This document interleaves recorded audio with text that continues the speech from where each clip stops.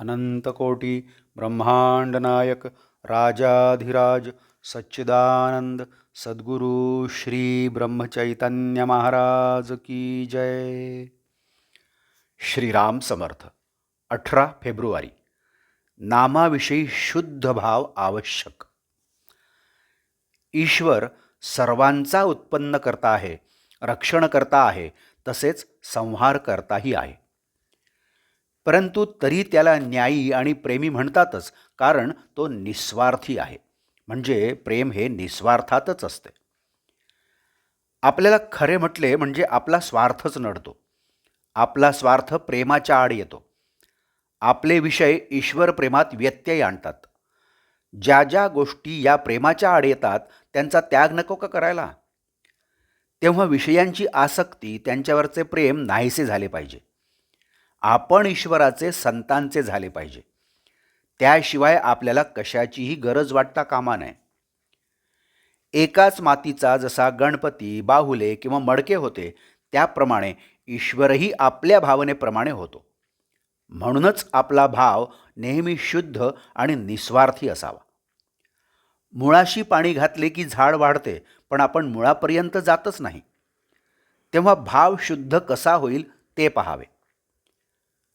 उदाहरणार्थ, एकादशीच्या दिवशी उपवास करायचा एवढेच आपल्याला ठाऊक असते.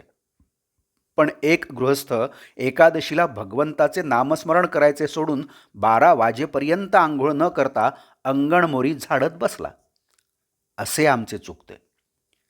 थोडक्यात म्हणजे आपल्याला मुळात काय पाहिजे हेच कळत नाही. कावीळ झाली म्हणजे डोळ्याला खरे रूप कसे कळणार? म्हणून ज्याचे डोळे साफ आहेत तो सांगेल त्याप्रमाणे वागावे. याकरिता गुरु आज्ञा प्रमाण मानून आपण वागत जावे. नाम श्रद्धेने आणि शुद्ध भावाने घ्यावे, म्हणजे मनात शंका येत नाहीत. या भगवंताच्या नामाची गोडी एकदा लागली म्हणजे भगवंत नाही आपल्याला सोडित. नामाशिवाय दुसरे सत्यच नाही, अशी दृढ भावना झाली पाहिजे. जितकी देहबुद्धी अधिक, तितके नाम अधिक घेतले पाहिजे.